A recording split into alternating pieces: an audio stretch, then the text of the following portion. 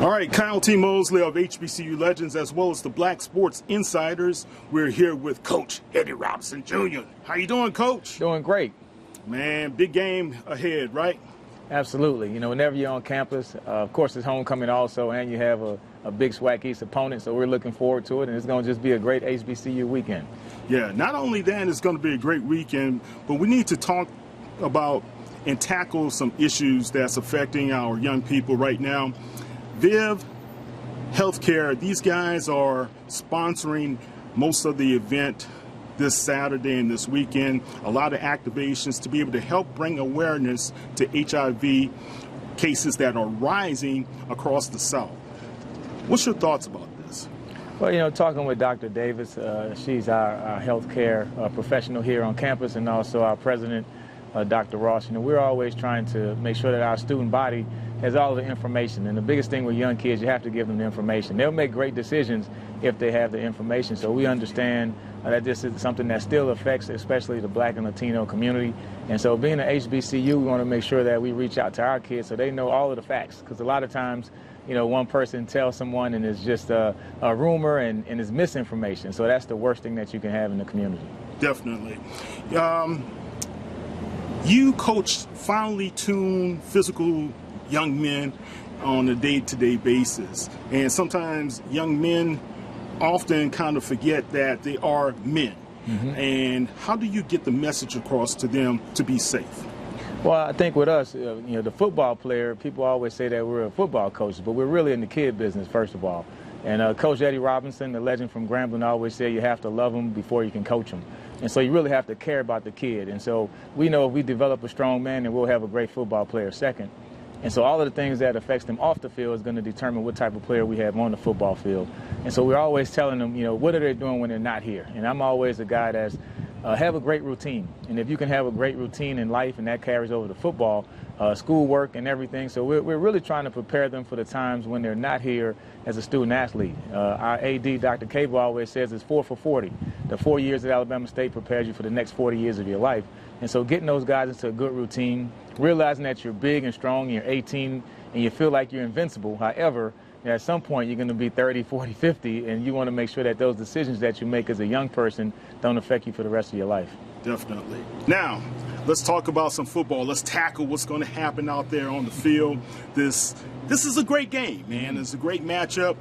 Two of the top teams in the SWAC, as well as you guys are battling for the division title in the East. How do you see this game going forward? Well, hopefully with us with a win. You know, that's my biggest thing. We want to win by 1 point. But I think styles makes fights. And I think if you're a boxer, you know that different styles, it really affects how the outcome of the match is going to go.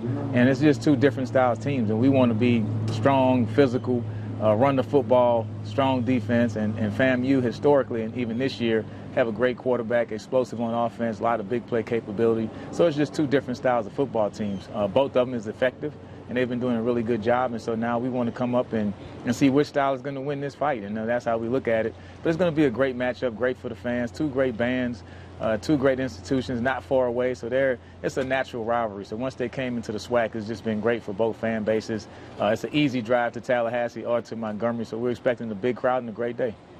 It's going to be a great day, but you have a very dynamic defense. But there's two young men, linebackers. I think that's a position you used to play, right? Yeah, Rico Dozier, great kid. You know, transferred in, but we watched him play the last couple of years, actually from Abbeville, Alabama. So it's like a homecoming for him. But really? A guy that started off kind of quiet at first, and then once he started playing football, you can really see the leadership ability there. And then DeMarcus Cunningham, that's a guy that love him like a son. And I say that in the best of terms, a big compliment to him. When we first got here a couple years ago, just unsure of himself, just kind of thinking and not playing. But once he kind of caught on and just has been reacting, played last year at a really high level. And this year we feel like he's an all-conference candidate. Kid's about to graduate and just doing a great job on and off the football field. He's really the leader of this team. When he says something and speaks, everybody's quiet, including myself. I let him talk and had a mic. So it's fun when you have those guys that are on your team that can actually lead the other young men. Yeah, your team has evolved, man, and you have evolved as a coach as well. I remember when you first got the call and then you had your first press conference and everything. How has it been different for you from that beginning stages until now? Well, I think you're always learning. I think when you stop learning, you die. And so I'm always trying to get better, always reaching out to other coaches. Coach Frazier is one of my great mentors at Virginia State, been knowing him for a very long time. Just a lot of guys. Coach Reggie Barlow, who used to coach here and play with me, I reach out to those guys. So I think as a coach, you're always trying to figure out how you can get better, how you can go to different clinics, how you can talk to other coaches. Coach Sims, who's my director of football operations, was the head coach at Bethune-Cookman, won some championships. So you always are trying to figure out how you can do a little bit better. And I tell people, if I'm the smartest person in the room, then we're in a lot of trouble. We're in trouble. So I'm trying to surround myself with a bunch of great coaches, and I feel like we have a really good staff. And those guys, they advise and they help me, they push me to be better. And that accountability chart goes up and down. Like, I hold them accountable, but then coming back up the ladder, they hold me accountable also. And I think that's how you get the best out of the whole program. Definitely. And your opposing coach, Coach Cozy, he's a rookie, and he's doing a great job at this time with FAMU. You talk about styles. What type of styles on offense do they pose a threat to you guys on your defense? Yeah, I mean, well, they have speed, and I think that's the biggest thing. When you have guys that can get the band playing really quick, and they know they can go 60, 70 yards really fast. Transfer quarterback who's playing at a very high level, a guy that's thrown for over 5,000 yards at the previous schools. So he's a 6-year guy, and he knows what to do. I mean, he's going to get the ball out of his hand, make the right decisions, and those type of things means that defensively we have to play at a really high level. But Cozy's doing a great job. I mean, he's following behind Willie Simmons, who just won an HBCU national championship and the SWAC championship, and he's handling that pressure well, and they're continuing to win. And the Rattlers, they expect a whole lot from the athletic department, so he's going to have a great career there. And I think he's one of those guys that's going to be a leader. Definitely had that big advantage of already being in the locker room. So when you're taking over a team that you were a part of, I mean, he knew the personnel and they kind of know him. So now I'm sure they're adapting to his style of leadership, and he'll be there good. He'll be there for a while, and he'll do a really good job. Awesome. You had to do some changes on offense from the first game after the Orange Blossom Classic. You lost both of your top quarterbacks, but you guys won and kept winning. How was that? What was the changes you implemented into the offense that made it work? Well, I think we pretty much just stayed the course. I mean, every quarterback has to be ready, like every player on the team. And I told the kids, if you look at a problem as a problem, then you've already lost. But if you look at a problem as an opportunity, then you've already won. So we see this as a great opportunity. It's an opportunity for us to win with a freshman quarterback. And that's what we were able to do last week, and we want to do that same thing. So nobody's complaining. I told them I'm a stoic. Complaining is a sign of weakness. So nobody complains. So everybody just goes out there and work. You have to enjoy the harshness of it. You have to enjoy the monotony of it. You have to enjoy the routine. Enjoy being uncomfortable. But on the other side of being uncomfortable is how you become a champion. And so that's what we've embraced, that part of it as a team. And they've taken on that same personality as me. And we're moving forward. So everybody's looking forward to some great things. And whatever happens is just part of the process that we're going to move and help to motivate us to be great. They're adapting to you and adopting your philosophies. You're on the right track. Yep, absolutely. You're doing the right thing. Talk about your running game. It's been very, very effective. Yeah, I mean, it starts up front. I mean, we have it's done with an all-conference guy, 4-year starter. Cam Smith, the guy that's transferred in. I mean, those guys are doing great. Desmond Daniels, Josh Daniels. So we have a good mix of old and young guys who are playing well. But then the backs, Jamari Holsclaw, a true freshman out of Coconut Creek down in Florida, has just been a very good kid. I mean, just came here early in the spring and has just been playing at a really high level. Kinsey, a guy that had over 100 yards a couple weeks ago, and he's another guy that we're dialing up. Bozeman is a guy. Marcus Harris, returning back from last year, and so those guys we have 4 or 5 guys that we really like. AJ Gates, and so we just kind of beat you with numbers, and we're going to run the football, and we're going to take advantage of things in the passing game. But I think the great special teams, strong defense, and running the football has been a recipe that's won a lot of championships. So football has kind of gotten flashy, and you see a lot of this and new formations. But at the end of the day, it's blocking and tackling, and that's what we tell the kids. If you're going to block and tackle and be physical and have that type of identity, then not a lot of teams really want to play like that. Yeah. You talk about special teams. Special teams, my old mentor would say special teams have to be special each week, and you have a special guy returning the ball. Talk about him. Yeah, so you know, Coach Markham, who was my coach here, and I think he was the same way. If you can't kick, you can't win, and the kids know that. If you can't kick, you can't win. So we have to be great in special teams. Robert McMahon, we call him Flash for a reason because he's fast, and so loved him. Just love the way he's evolved as a player. Has gotten more and more confident, doing more and more in the pass game also. But that's the kid that every time he touches the ball, he can go the distance. So it's just you want to make sure that you're putting pressure on the other team every chance you get. So every time you're on the field, offense, defense, special teams, there's a chance to score. Talk about, this is a big game, big rivalry, and a lot of implications here, right?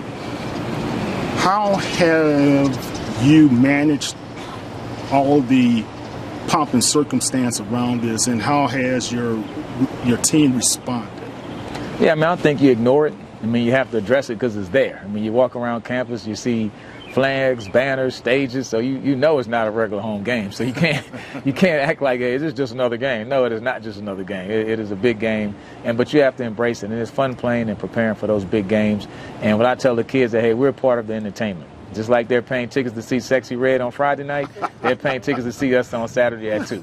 And so if you look at it, hey, I know the song. I'm coaching a bunch of 18-year-olds, so you know I have to know the artists, all right? So, gotcha. But you have to let them know that, hey, we're part of the entertainment. You know, we're not alumnus of Alabama State, so people are paying money to come see us. I mean, you look at it like that, then you understand that we have to prepare to have our very best on Saturday. Now, once you go out there, you get a W, win the game, then you can go out there and have fun. But until that, I mean, we're the determining factor if everybody has a great weekend. You know, they want to go to the tailgate, go to the game, they want to win, and then they want to have a great weekend going back to the tailgate. So we understand that our responsibility is to make sure that everybody at Alabama State has a great homecoming. Great. You came from New Orleans. I'm a New Orleans boy myself, man. I'm from the 7th Ward. You were out in Pontchartrain Park. No, I was Gentilly, but grew up in the 6th Ward, Russia Blade, St. Rock. Really? Yeah, Iroquois Street. Right, not too far. I'm on St. Anthony Avenue. Yeah, right on the other side of Religion Field. Yeah. Look, man, your dad was so instrumental in your life. You know, you had the security business, you saw the Saints, and you saw all the great things that happened, the Bayou Classic. Did you ever think your life would come to this point?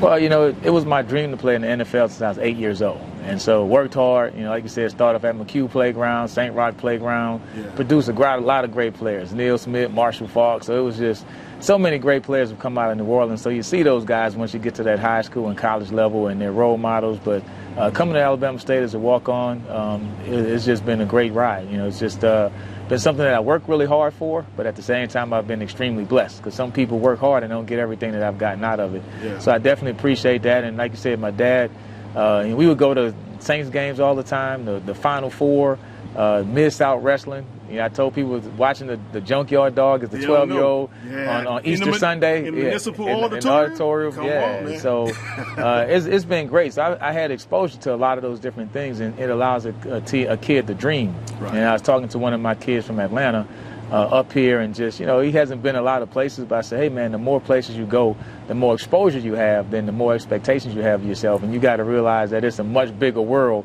than my neighborhood and the neighborhood next to me. And I think when you can expose that to kids, then you can put something in their head to make them want to be great, make them want to travel the world, make them want to do something that they didn't think. And I think when I came here, Coach Markham told us, if you do everything you say I tell you to do, then you'll be better than you ever dreamed you could be. And I really believed in that statement.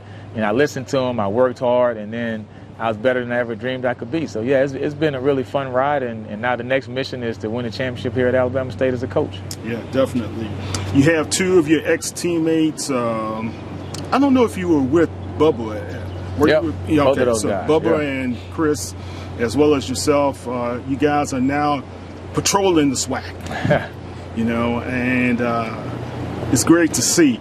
Do you think more and more NFL guys will have the opportunity to become coaches and help these young people in HBCU? Yeah, I think so, and it's good because when you've been there, you know, my stories, kind of resonate a little bit more. And I'm not saying anything that other coaches aren't saying, but when I put a spin to, hey, there was a playoff game and we didn't play well because I stayed up all night, or I played really good because I have a great routine and I was able to help my team get to the Super Bowl, and the kids are kind of, their ears are perking up because they realize, hey, this is somewhere where I want to go one day.